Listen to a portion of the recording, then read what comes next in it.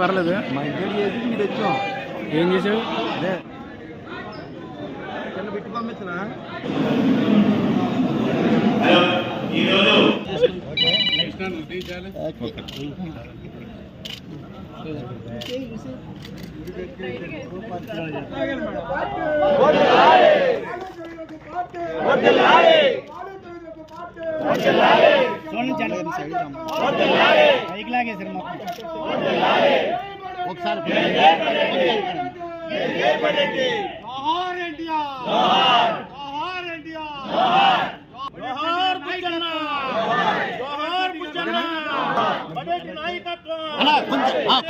వెళ్ళిపోతా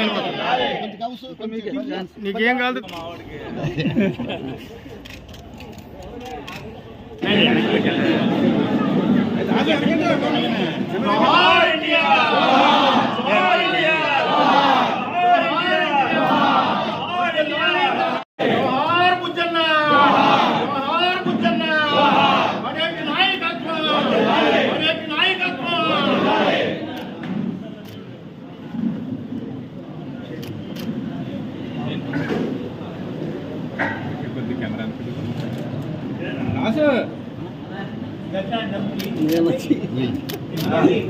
అందరూ పెట్టేస్తాను అందుకే పట్టేసుకున్నా గట్టిగా మన అన్న పార్టీ పెట్టి 43 సంవత్సరాలు వచ్చినాయి.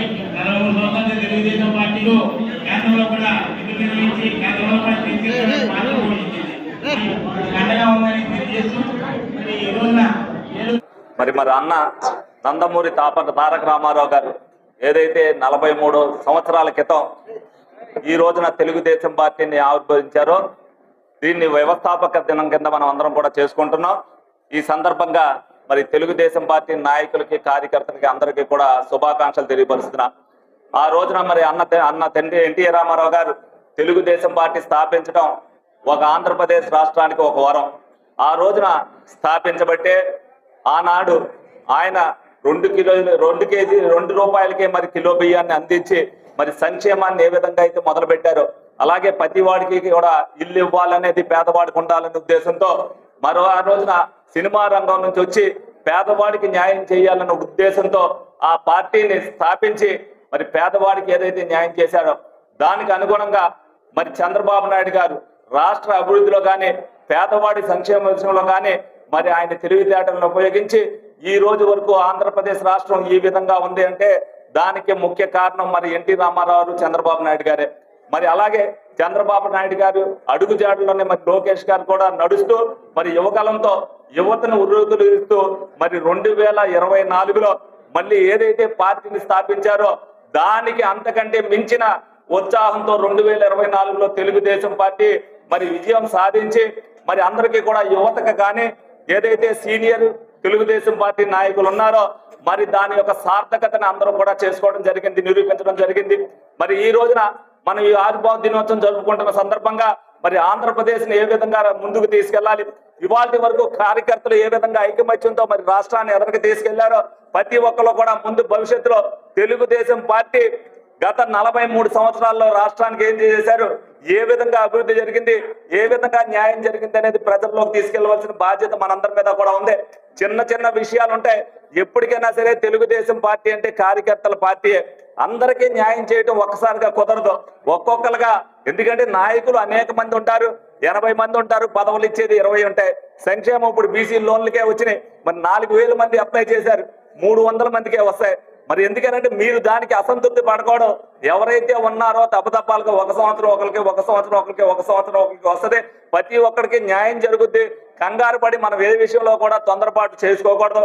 కార్యకర్తలు ఎవరైనా తొందరపడినా అది చెప్పవలసిన బాధ్యత కార్యకర్తల మీదే ఉంది. ఎందుకంటే మనం సమిష్టిగా ఏదైతే విజయం సాధించామో సమిష్టిగా అభివృద్ధి చేయించుకోవాల్సిన బాధ్యత కూడా మనందరి మీద ఉంది. దానికి కార్యకర్తలందరూ కూడా సహకరించుకుని మరి ఈ రోజున ఎంత ఘనంగా మరి అన్న ఎన్టీ రామారావు గారు స్థాపించిన పార్టీ ఆవిర్భావ దినోత్సవాలు మళ్ళీ వైభవంగా ఆంధ్ర రాష్ట్రం అంతా కూడా జరుపుతున్నందుకు మరొక్కసారి మీ అందరికీ కూడా శుభాభినందనలు తెలుపుకుంటూ సెలవు తీసుకుంటున్నాను. సమాజమే దేవాలయం, ప్రజలే దేవుళ్ళు అనే నానుడితో 1983వ సంవత్సరం అంతకు ముందు తెలుగువారి యొక్క ఆత్మగౌరవం ఢిల్లీలో ఎంతో అవమానాలు గురవుతున్నటువంటి సందర్భంలో నందమూరి తారక రామారావు గారు తెలుగుదేశం పార్టీని స్థాపించడమే కాకుండా మరి ఏ బ్రహ్మ ముహూర్తాన తెలుగుదేశం పార్టీని ఆ మహానుభావుడు స్థాపించాడో ఈరోజు ఉమ్మడి ఆంధ్రప్రదేశ్ కానీ విభజిత ఆంధ్రప్రదేశ్ కానీ ఇంత బ్రహ్మాండంగా అభివృద్ధి జరుగుతుందంటే దానికి ప్రధాన కారకులు మన పార్టీ వ్యవస్థాపకులు, మనందరికీ కూడా దైవ సమానమైనటువంటి ఎన్టీ రామారావు గారికి ముందుగా దోహార్లు అర్పిస్తూ వారి యొక్క బాటలోనే మన ముఖ్యమంత్రి తెలుగుదేశం పార్టీ జాతీయ అధ్యక్షులు నారా చంద్రబాబు నాయుడు గారు. ఎందుకంటే ఎన్టీ రామారావు గారి గురించి చెప్పాలంటే ఆయన ఆ రోజున రాష్ట్రంలో అనేక రకాలైన సంస్కరణలు, ఎవరైతే బడుగు బలహీన వర్గాల వాడు ఉన్నారో వాళ్ళందరినీ కూడా సమాజ స్థాపన కోసం మనం చేయాల్సిన పనులన్నీ కూడా చేయటంలో ఈ దేశంలోనే కాదు ప్రపంచంలోనే సక్సెస్ అయిన వ్యక్తి ఎవరైనా ఉన్నారంటే ఎన్టీ రామారావు గారు అని చెప్పడానికి నేను గర్వపడతాను.